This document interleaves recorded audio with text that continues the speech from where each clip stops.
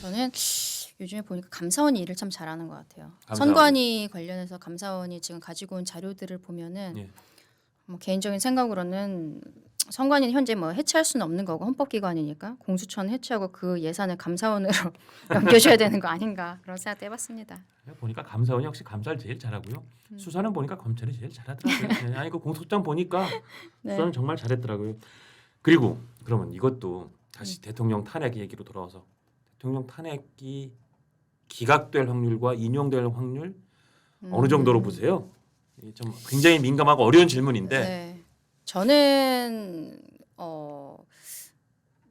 8대 0은 아닐 거다라고 생각합니다. 8대 0이라면 인용 8대 0. 인용이 지금 민주당에서는 뭐 정해진 것처럼 8대 0으로 인용될 거다라고 뭐 차고 넘친다 이렇게 이야기를 하지만 저는 그렇게 생각하지 않고 예. 이 대통령이 그게 문제죠. 지금 전시 사변에 준하는 국가 비상사태라는 것이 헌법에서 비상계엄을 선포할 수 있는 요건으로서 되어 있는데 예. 전시사변에 준하는 국가 비상사태라고 볼 수 있는 것인가? 근데 이제 행정과 사법이 완전히 마비되어 있었던 부분에 대해서 대통령은 주관적으로 그렇게 판단을 했다는 거예요. 그렇죠. 예. 네, 근데 거기에 대해서 헌법재판소 재판관들도 법문에 충실하게 봤을 때는 조금 다르게 보실 수도 있다라는 생각을 해요. 근데 예. 그것이 중대한 것인가? 계속 제가 중대성에 대해서 말씀을 드리잖아요. 파면에 이를 정도로 중대한 것인가? 민주당이 폭주해 왔었던 것이 비상계엄 이전만이 아니잖아요. 이후에도 한덕수 국무총리에 대해서 이렇게 탄핵을 하고 예산안도 똑같이 그런 형태로 하고 그리고 대통령이 또 문제 제기했었던 것이 헌법기관인 감사원장에 대해서도 그 대통령 비상 그 탄핵 이후에 그 또 탄핵을 했단 감사원장 말이에요. 탄핵 소추가 예고돼 있었죠. 네. 예. 근데 그거를 안 할 것처럼 하다가 결국에는 했어요. 예. 그리고 뭐 검사들에 대한 부분들이라든지. 근데 본인들이 하고 있는 것은 그렇다면은 국헌문란이 아닌 것인가? 이렇게 온갖 기관들의 기관장들을 다 탄핵시켜서 기관을 마비시켜 놓고 그리고 예산안에 대한 문제라든지 이런 것들이 본인들은 국정을 제대로 도왔었던 것인가? 의문이 있는 거거든요. 저는 거기에 대해서 동의하는 헌법재판관들이 분명히 일부 있을 것이다라고 생각합니다. 제가 참고로 제가 뭐 누구님 말씀드리긴 그렇지만 아주 유력한 법조인하고에게 제가 뭘 좀 여쭤봤더니 헌법 교과서 이쪽 그러니까 국가 긴급권 이런 거에 대해서 굉장히 조예가 깊은 헌법학자가 쓴 헌법 교과서 한 구조를 보내주셨더라고요. 그러니까 이게 국가 긴급권의 행사의 타당성과 적정성에 대한 심사. 국가 긴급권이라는 일종 계엄 선포권 네. 이런 거죠. 이 교과서에 그런 내용이 나온답니다. 그러니까 요지는 이거예요. 물론 사법기관이 대통령의 국가 긴급법 행사와 타당성과 적정성을 판단할 수는 있다. 그러나 대통령에게 폭넓은 정치적 판단 재량을 인정해야 하고 따라서 국가 긴급권의 행사에 대한 사법적 심사는 대통령의 판단이 명백히 비합리적이거나 자의적인 것을 판단하는 명백성이 있어야 된다.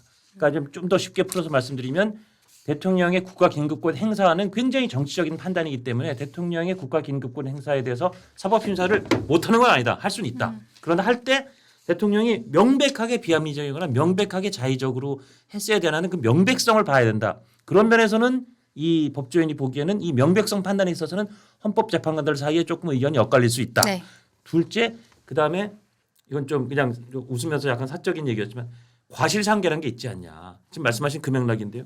그 전에 민주당에서 정말 줄탄핵이라고 하는 매우 비정상적인 행위들을 했던 것 때문에 국가 긴급권이 발동됐다면 소위 과실상계 차원에서도 그 전에 민주당이 해왔던 여러 가지 좀 적절하지 못한 탄핵 소추나 뭐 이런 예산 아까 말씀 주셨던 네. 그 내용과 대통령이 이 국가 긴급권이라고 계엄권 발동한 거에 대한 서로 이렇게 상기하는 이걸 좀 이렇게 맞춰보는 그것까지 한다면 이 법조인은 꽤 아주 뭐 법리 무지 엄청나게 밝은 분인데 법 재판관이 8대 0으로 인용하기는 8대 쉽지 0은 않을 저는 것이다. 아닐 거라고 생각을 그게 합니다. 두 분이 될지 뭐 한 네. 분이 될지 세 분이 네. 사실 지금 세 분이 만약에 인용할 정도는 아니야라고 하면은 그러면 이제 인용이 안 되는 거죠. 식으로 돌아오는 거죠. 돌아오는 거죠. 뭐 복귀하는 가능성은 거죠. 저도 뭐라고 말씀 못 드리겠지만 하여튼 법리적으로는 헌법에서 헌법학자에 의한 이런 내용까지 보더라도 명백해야죠. 근데 지금 윤석열 대통령의 계엄권 발동이 명백하게 비합리적이었냐, 명백하게 자의적이었느냐, 그렇죠. 그리고 그 전에 있었던 민주당 여러 가지 국정에 대한 뭐 일종의 회방 행위 이런 것들과의 좀 이렇게 뭐 상계 이런 걸 따져 보면 8대0 인용은 쉽지 않을 것 같다. 뭐 그런 견해신 거죠. 네, 맞습니다. 예. 참 근데 국민들이 참 여러 가지로 궁금해하는 날짜가 이제 조금씩 다가오고 있는데, 하여튼 우리 그 강 변호사께서는 이번 주 3월 14일은 넘어갈 가능성이 높다는 쪽으로 한 표를 이번 던져주셨어요. 주에는 한덕수 국무총리 사건이 먼저 결정이 나오지 않을까 싶고요. 그리고 한덕수 국무총리와 이제 나머지 감사원장 뭐 이게 다 이제 기각 나올 건데 그러면 혹시라도 대통령이 돌아오지 못해서 예, 예. 조기 대선 국면이 벌어진다라고 예. 했을 때 그 과정에 있어서 이제 대통령에 대한 결정 이후로 60일 안에 이제 대선을 새로 해야 되는 상황인데 아마 그 안에는 나머지 사건들에 대해서도 결정이 나오지 않을까 싶어요. 그러면 줄줄이 기각 결정이 나올 것으로 예상이 되는데 예. 거기에 대한 후폭풍 어떤 정치적인 책임은 민주당 쪽에서 오롯이 지게 되겠죠. 그리고 이것도 하나 여쭤보고 싶은 게 지금 대통령이 어쨌든 이제 관저로 복귀를 했어요. 네. 그래서 대통령의 행보에도 사실 사람들이 많은 관심을 보이고 있는데 네. 탄핵 심판이 이번 주가 될지 다음 주가 될지 조금 더 미뤄질지 그때까지 대통령은 어떤 태도와 어떤 전략적인 모습을 보여줘야 된다. 이게 또 당의 입장에서 국민의힘 당의 입장에서 사실은 굉장히 미묘한 예민한 문제가 될 수 있거든요. 어떻게 보세요? 그렇죠. 일단 차분히 본인의 사건들을 준비하는 것이 저는 맞다라고 생각하고요. 관저로 복귀를 했습니다만 탄핵이 지금 국회에서는 가결이 되어서 직무는 복귀가 되지 않은 상황이잖아요. 그렇죠, 직무는 그렇죠. 정지되어 예, 있는 예, 상황이기 때문에 어떠한 정무적인 결정을 할 수 있는 위치 자체가 아닌 것이죠. 하지만 뭐 지금 상황에 대해서 뭐 간단한 보고라든지 이런 것들에 대해서는 받을 수 있겠습니다만 그 이상의 그 상황들을 결정한다거나 뭐 추가적인 보고를 받는다거나 그런 것은 부적절해 보이고요. 그리고 무엇보다도 그럴 시간이 없을 거예요. 예, 본인에 대한 탄핵 심판에 대해 아마 변호인 측에서 뭐 오늘 내일 안에 앞으로의 방향성에 대해서 뭐 브리핑도 할 것 같고 그리고 뭔가 변론되게 신청을 할 수도 있고요. 그런 것들이 있을 때 어떤 형태로 전략을 짤 것인지 그리고 내란죄의 경우에도 24일 날 이미 두 번째 공판 준비 기일이 잡혀 있거든요.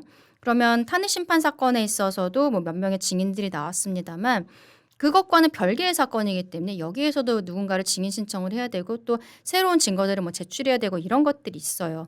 그러면은 그 부분에 대해서도 준비를 할 것들이 많아서 실질적으로 대통령이 뭐 어떠한 적극적으로 뭐 관저 정치를 할 것 같다. 지금 민주당에서 그렇게 이야기를 하는데 그렇죠. 예. 지금 그럴 수 있는 상황이 자체가 아니다라고 말씀드립니다.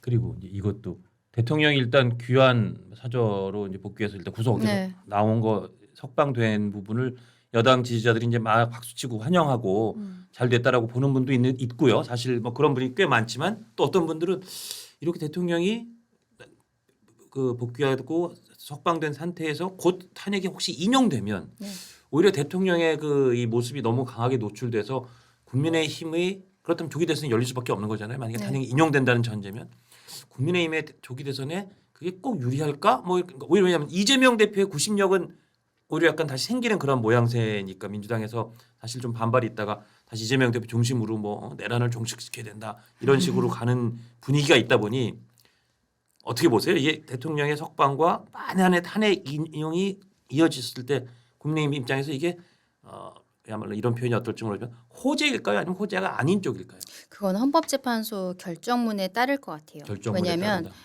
지금 1심 직연 부장판사는 절차에 대해서 문제 제기를 하면서 구속 취소를 시켜줬단 말이에요. 예. 그런데 지금 대통령 측에서 문제 제기했던 증거 능력, 그 서류들의 증거 능력에 대해서 문제 제기했던 것들이 유죄의 증거로서 유죄가 아니라 이제 파면의 증거로서 만약에 헌법재판소의 탄핵 심판 결정에서 들어가게 된다면 그걸 받아들일 수 있는 국민들은 사실상 저는 좀 어려울 거라고 생각을 해요. 그리고 국민의 입장에서도 마찬가지고 특히 보수층에서는 저는 대결집이 오히려 있을 것이라고 생각을 합니다. 근데 만약에 헌법재판소에서 문제 제기 뭐 변론 제기에도 받아주고 그리고 그 이후에 어떠한 뭐 절차들을 거쳐서 문제가 된다라고 하는 것들에 대해서는 좀 배제를 하고 그러면서 나름대로의 판단으로서 한다면은 그거는 그때는 조금 또 달라지지 않을까라고 생각해요. 결국에는 헌재가 얼마나 우리 국민의 눈높이에 맞는 결정을 내려줄 수 있느냐 거기에 따른 것이다. 헌재가 어떤 결정을 내리든 주장을 다 충분히 담고 녹여서 맞습니다. 그 결정문을 내줘야 되는데 지금 돌아가는 양상으로 봐서는 그렇게 충분히 담고 녹이는 게 될까 싶어서 그게 걱정입니다. 시간 좀 지났는데 좀 한마디만 더 할게요. 예. 그 탄핵 심판 마지막 날 그 최종 그 변론 최종 진술을 할 때 대통령 최종 진술만 대부분 언론에 나왔는데 국회 측에서는 정청래 법사위원장이 소추 단장이거든요. 예. 그 정청래 위원장 같은 경우에도 본인이 앞에 나와 갖고는 최종 진술을 했는데 그때 그런 얘기를 해요. 대통령 측에서 비상계엄 선포하게 된 과정에 있어서 민주당의 뭐 줄탄핵이라든지 그리고 특검 정국이라든지 뭐 이런 것들 어떤 받아들이기 어려운 법안들 이런 것들에 대해서 폭주하는 모습들 때문에 비상계엄에 이르게 되었다 얘기하는 거잖아요. 근데 정청래 위원장이 최후 진술에서 뭐라고 하냐면 대통령이 제2요구권 거부권 행사에 쓴 거에 대해서 얘기를 합니다. 예. 대통령도 수없이 거부권을 쓰지 않았냐.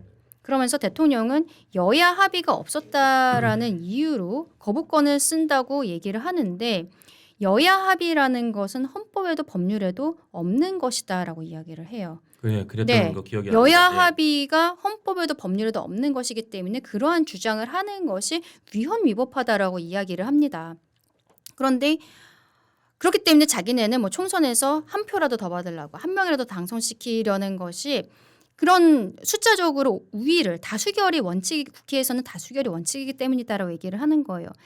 저는 그 최후 진술은 안 하는 이만 못했다고 생각하거든요. 그거는 대통령이 만약에 돌아간다라고 해도 본인들은 이러한 폭주를 멈출 생각이 없다라는 걸 자백한 거죠. 예. 그렇기 때문에 저는 그 최후 진술도 헌법재판소 재판관들 입장에서는 민주당의 폭주에 대해서 다시 한번 상기하게 되는 진술이 아니었었나 그런 생각도 합니다. 마지막 질문이 될 것 같은데요. 이 구속 취소가 돼서 이제 그리고 그 일련의 과정 내란죄 수사권이 과연 공수처였느냐 이런 문제 제기까지 된 구속 취소. 네. 형사 재판에 어떤 영향을 미칠까? 형사 재판이 공소 기각될 가능성이 있다 그런 의견도 나와요. 어떻게 보세요? 그러니까요. 우리 아까 앞서도 잠깐 얘기했는데 같은 재판부란 말이에요. 이 그렇죠. 결정한 재판부 직연 부장판사님네가 예. 그래서 이게 1심에서는 증거 능력에 대해서 굉장히 다투어질 것이라고 생각을 해요. 그러니까 공수처에서 온 자료들에 대해서는 거의 받아들이지 않겠다라는 게 이제 이 재판부의 생각인 것 같은데 공수처는 대통령에 대한 것은 그렇게 조사를 많이 못했거든요. 예, 예. 왜냐하면 소환했을 때도 실상 그 묵비권을 행사한 상황이었기 때문에 그리고 지금 검찰에 대한 문제도 있는 거예요. 관련된 사람들 뭐 김용현 장관이나 이런 사람들에 대해서는 대부분 또 검찰에서 조사를 했단 말이에요. 그렇죠. 근데 검찰에서 조사한 것도 앞서 제가 말씀드린 것처럼 경찰에 대한 사건과 연결이 되어서 내란죄에 대한 수사권이 있다라고 자기네가 주장을 하고 있는 것인데 검찰에서도 만약에 수사권이 없다라는 판단이 들어가게 되면은 관련되어 있는 사람들에 대한 진술이라든지 이런 것들이 다 날아갈 수가 있는 거거든요. 그렇기 때문에 뭐 공소기각에 대한 것도 지금은 생각해 볼 수 있는 것이고 그 이유는 이 결정 지난주 금요일에 이 결정이 나오기 전에 분명히 대통령 측의 변호인들이 의견서를 통해서 이러한 의견을 개진했고 검찰에서도 거기에 대한 반박되는 자료들 같은 걸 제출했을 것으로 예상이 되는데 이 재판부를 전혀 설득을 못했다라는 이 그렇죠. 결정문이 그렇죠. 나왔기 때문에 1심에서는 증거 능력이 가장 큰 쟁점이 될 것이라고 생각합니다. 결국 이 재판부가 구속도 취소시켰고 이 재판부가 1심 재판도 진행할 텐데 그 재판장과 재판부는 공수처가 내란죄 수사권이 없는데 직권남용 타고 들어와서 공수처가 수사해서 결국은 공수처가 물론 기소는 형식적으로 검찰이 했지만 그거 한 거는 우리가 볼 때는 아무리 검찰이나 이쪽에서 설명해도 잘 납득이 안 되는데 이거 수사 자체가 적법하지 않은 것 같은데 이러면 사실 공소기각 그죠. 판단이 나올 수도 있는 근데 이거 거잖아요. 대통령 결정 전에 어느 정도 재판부의 예단이 드러날 수 있는 게 요 재판부의 대통령 사건 말고 뭐 김용현과 뭐 사령관들 이런 사람들이 다 같은 재판부예요. 그렇죠. 그러면 이분들은 이미 재판하고 있거든요. 구속 기소돼서 이미 재판을 하고 있고 대통령은 이번에 구속 취소가 되었지만 다른 사람들 같은 경우에는 그냥 현재 구속되어 있는 상황이란 말이죠. 그렇다면은 이게 6개월 안에 1심 판결이 나와야 되는 상황이에요. 2개월씩 2번 연장해서 최대 6개월에 그 그렇죠. 구속을 할 수 있는데 그 안에 판결이 나오고 그러면 다른 사람들의 재판 1심 판결이 나올 때 증거 능력에 대해서 어떻게 다루는지 이런 것들을 보면은 아마 대통령 사건은 그 뒤에 선고를 할 것으로 예상이 되는데 예. 기소 자체가 제일 늦게 됐으니까 또 불구속이 됐으니까 어쨌든 네네 뭐 더 좀 시간이 오래 여유가 걸릴 수 있고, 있는 그렇죠. 거고 예. 그렇기 때문에 앞선 다른 관련자들의 판결을 보면 대통령에 대한 사건도 어느 정도는 예상이 되게 되지 않을까 생각합니다.